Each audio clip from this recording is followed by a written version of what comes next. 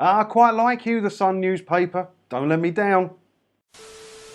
Hi, it's me again, and I like it when the newspapers give proper advice about cancelling your TV licence and stuff like that. So just a quick little video today because I like it when I have the guides in the paper, you know, what you can watch, stuff like that. And the Sun has got one and it's been updated. So I thought we could take a look at it and see what kind of score they get, if they're giving good, proper information, or if they're just enforcing the narrative that if you own a telly, you've got to have a telly licence. So let's have a look. Licence to cancel. How do I cancel my TV licence? Oh, they've come out swinging, haven't they? So let's have a little dig through some of this. Not all of it. If you want to read the whole thing, not that it's that big anyway. I always put the link to this stuff in the description below. All I care about is if they're giving proper, true, easy to understand information, or if they're towing the TV license line, because it's normally the TV license PR agencies, I think there's 6 of them now that work for TV licensing, that give this information out in press releases. And the papers don't bother checking it, they just copy and paste it in. Bit of free content drives some ad revenue, isn't it? So let's have a look. How do I cancel my TV licence? You can cancel your TV licence in several different ways. If you're paying full or by direct debit, you should use the contact form on a TV licensing website, which very, very rarely works. They keep turning it off. Every time there's a spike in cancellations, the web form seems to break. Now, I'm not saying there's a conspiracy that they're turning it off, but they're probably turning it off.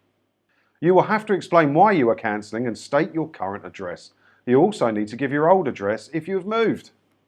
Alright, it's true information, but it's not necessarily the best way to do it. There are 2 ways to cancel. I didn't mean to stick my fingers up at you there. There are 2 ways to cancel your TV licence. The first one is either use the contact form if it's working, as they say, or give them a call is the better way to do it. Or you can just cancel your direct debit with your bank and blank them off. You don't have to tell them anything. You don't have to tell them anything if you don't want to. No law saying you have to tell them. It's a subscription service that you're just stopping paying.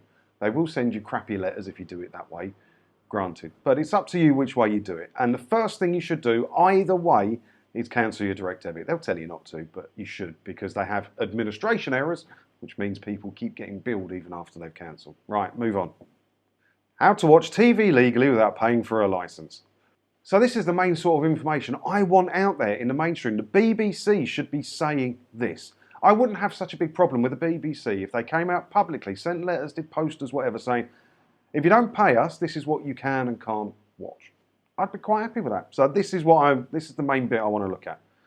You can legally use the following services without a TV licence as long as you aren't using them to watch or stream live TV. Proper, true information.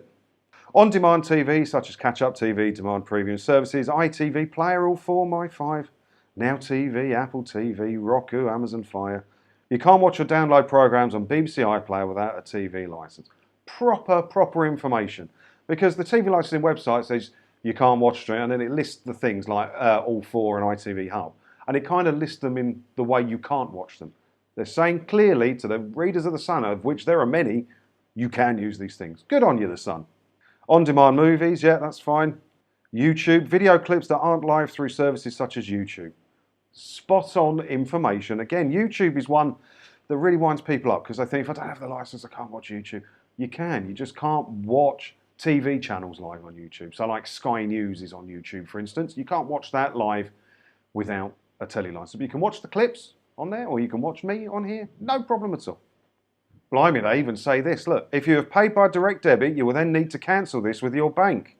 Many people report problems trying to cancel their TV licence on the website with it sending them round in circles. If you're getting nowhere online and you pay by direct debit in full, you can call them. Once your licence has been cancelled, you can make a no licence needed declaration to stop letters being sent to the address. I think they might have watched some of my videos, you know. It's proper, actual information here. I mean, they do go on to say, don't cancel your direct debit until they tell you to. That's wrong, because you will get an administration error. They will continue to bill you. I'm telling you, they will. Other than that, I'll tell you what, son. Oh, this is going to be a high score, this. You're bordering on a 9 out of 10 here, you know. How do I ask for a refund? People are eligible for a refund if they don't need their licence again, but still have at least a month left before it expires. You need to fill out a short form, blah, blah, blah. Just do that over the phone. You're going to call them anyway. The phone people are quite helpful. I don't hear complaints about the phone people often.